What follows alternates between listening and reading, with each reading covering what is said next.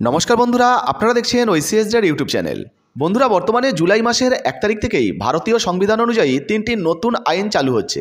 আর এই 3টি গুরুত্বপূর্ণ কড়াকড়ি নতুন আইন সম্বন্ধে আপনাদের অবশ্যই জেনে রাখা প্রয়োজন, কারণ এই আইনের মাধ্যমে 10 বছর থেকে শুরু করে 20 বছরের জেল, এমনকি সারা জীবন জেল অথবা মৃত্যুদণ্ড পর্যন্ত দেওয়া হতে পারে। তো আইনগুলো সম্বন্ধে অবশ্যই আপনাদেরকে জেনে রাখা প্রয়োজন, না হলে ভবিষ্যতে আপনাদেরকেও বিপদে পড়তে হতে পারে। তো বর্তমানে ভারতীয় সংবিধান অনুযায়ী নতুন কী আইন পাস হতে চলেছে আজকে এক এক করে আপনাদেরকে জানাবো। এই বিষয়ে কী জানানো হয়েছে সেটাও জানাবো, তাছাড়া কাদের জন্য এই আইনগুলো চালু হচ্ছে সেটাও জানাবো। তাই ভিডিওটা একটু স্কিপ না করে পুরোটা দেখুন। আপনি যদি আমাদের চ্যানেলে নতুন আসেন, অবশ্যই চ্যানেলটিকে সাবস্ক্রাইব করে পাশের বেল আইকনটি অন করে রাখবেন এই ধরনের গুরুত্বপূর্ণ ভিডিও সবার আগে পাওয়ার জন্য। ফেসবুক থেকে দেখলে পেজটা ফলো করতে ভুলবেন না। তো চলুন বন্ধুরা, ভিডিও শুরু করা যাক।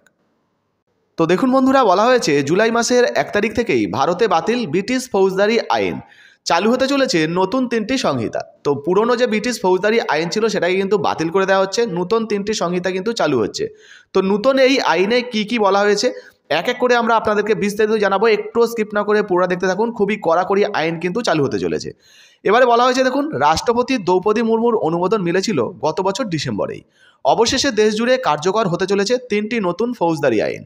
শনিবার কেন্দ্রীয় স্বরাষ্ট্র মন্ত্রকের তরফ থেকে বিবৃতি জারি করে জানানো হয়েছে, আগামী জুলাই মাসের 1 তারিখ থেকে অর্থাৎ 1 জুলাই থেকেই ভারতে কার্যকর হবে দণ্ড সংহিতা সংক্রান্ত 3টি নতুন আইন।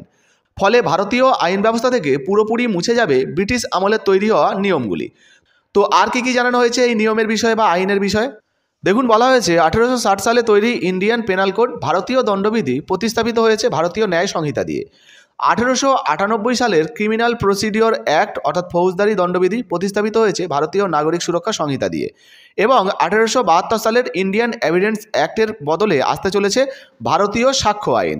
তো এই বিষয়ে কী জানানো হয়েছে, অর্থাৎ নতুন আইন আসতে চলেছে এই বিষয়ে বলা হয়েছে। দেখুন, প্রসঙ্গত গত 11ই আগস্ট সংসদের বাদল অধিবেশনের শেষ দিনে কেন্দ্রীয় স্বরাষ্ট্রমন্ত্রী অমিত শাহ লোকসভায় 3টি বিল পেশ করেছিলেন। বিল পেশের সময় শাহ দাবি করেছিলেন ভারতীয় ন্যায় সংহিতা, ভারতীয় নাগরিক সুরক্ষা সংহিতা এবং সাক্ষ্য অধিনিয়ম শীর্ষক ওই 3টি বিল আইন থেকে ঔপনিবেশিক ব্রিটিশ জামানার প্রভাব এবং দাসত্বের মানসিকতা দূর করবে। তো বুঝতে পারছেন, ব্রিটিশ যে পুরনো নিয়ম ছিল সেটাকে কিন্তু মুছে ফেলা হবে, যার জন্য নতুন আইন চালু হচ্ছে ভারতবর্ষে।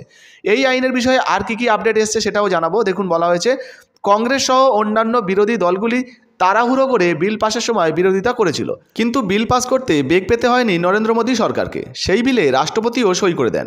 এবার সেই নতুন আইন বলবৎ হতে চলেছে দেশে। জানুয়ারি মাসেই সায়ের মন্ত্রক জানিয়েছিল 1 বছরের মধ্যে এই নতুন 3টি আইন কার্যকর করা হবে। এবার তার দিনক্ষণও কিন্তু জানানো হলো। তো বুঝতে পারছেন, নতুন আইন যে কার্যকর হবে তার দিনক্ষণ জানানো হয়েছে। কি বলা হয়েছে, উল্লেখ্য নতুন 3টি আইনে একাধিক গুরুত্বপূর্ণ বিষয় কিন্তু যুক্ত করা হয়েছে। কিছু নিয়মে বদলও আনা হয়েছে। মহিলা এবং শিশুদের বিরুদ্ধে হওয়া অপরাধগুলির ক্ষেত্রে আরও কঠোর সাজার বিধান থাকছে এই নতুন আইনে, অর্থাৎ বিশেষত শিশু এবং মহিলাদের জন্য গুরুত্বপূর্ণ এই আইন চালু করা হচ্ছে। কি বলা হয়েছে, নয়া আইনে 18 বছরের কম বয়সী মহিলাকে ধর্ষণের সাজা হবে মৃত্যুদণ্ড অথবা আজীবন কারাদণ্ড। গণধর্ষণের ক্ষেত্রে 20 বছর থেকে আজীবন জেলের সাজার কথাও বলা হয়েছে। এমনকি মহিলাদের হার বা মোবাইল ছিনতাইয়ের মতো ঘটনার বিচারের জন্য রয়েছে নয়া আইন। যৌন হিংসার মামলার ক্ষেত্রে নির্যাতিত মহিলার বয়ান তারই বাড়িতে একজন মহিলা ম্যাজিস্ট্রেটের সামনে নথিবদ্ধ করার কথাও জানাচ্ছে ভারতীয় ন্যায় সংহিতা। বিয়ে বা চাকরির প্রতিশ্রুতি দিয়ে মহিলাদের সঙ্গে যৌন সম্পর্কের অপরাধের জন্য 10 বছরের সাজার কথাও বলা হয়েছে। অর্থাৎ বর্তমানে যে সমস্ত ভাই বা বন্ধুরা প্রেম করছেন তারা কিন্তু একটু সাবধান হয়ে যান। নতুন আইন চালু হচ্ছে।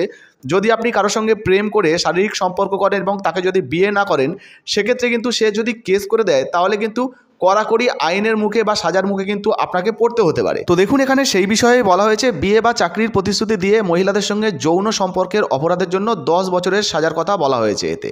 তো বিশেষত এই যে আইনটা এটাও কিন্তু মহিলাদের জন্য করা হয়েছে। তো যে সমস্ত মহিলারা বর্তমানে বা মেয়েরা বর্তমানে এই ভিডিওটা দেখছেন, অবশ্যই কমেন্ট সেকশনে কমেন্ট করে জানাবেন এই বিষয়ে আপনাদের যদি কোনো মতামত থেকে থাকে, বা এই আইন কার্যকর হলে আপনারা খুশি হবেন কিনা অবশ্যই কিন্তু লিখে জানাতে ভুলবেন না।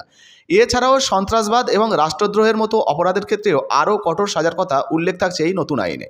তো বুঝতে পারছেন, বর্তমানে কিন্তু ভারতীয় সংবিধান অনুযায়ী 3টি নতুন আইন পাস হচ্ছে। আর এই সমস্ত যে আইনগুলো মূলত শিশু সুরক্ষা এবং মহিলাদের জন্য কিন্তু তৈরি করা হচ্ছে। তো বর্তমানে এই বিষয়ে আপনাদের যদি নিজস্ব কোনো মতামত বা মন্তব্য থেকে থাকে অবশ্যই কমেন্ট সেকশনে কমেন্ট করে জানাবেন। ভিডিও ভালো লাগলে ভিডিওতে লাইক দিয়ে ভিডিওটা অবশ্যই ফেসবুকে হোয়াটসঅ্যাপে বেশি বেশি করে শেয়ার করবেন। আর এই প্রতিবেদনটি কোন সংবাদ মাধ্যমে প্রকাশিত হয়েছে তারও কিন্তু স্ক্রিনশট দিয়ে দিয়েছি, আপনারা চাইলে নিজেরাও যাচাই করতে পারেন। ভিডিও কিন্তু ভালো লাগলে অবশ্যই ভিডিওতে লাইক দিয়ে ভিডিওটা শেয়ার করতে ভুলবেন না বন্ধুরা। ধন্যবাদ।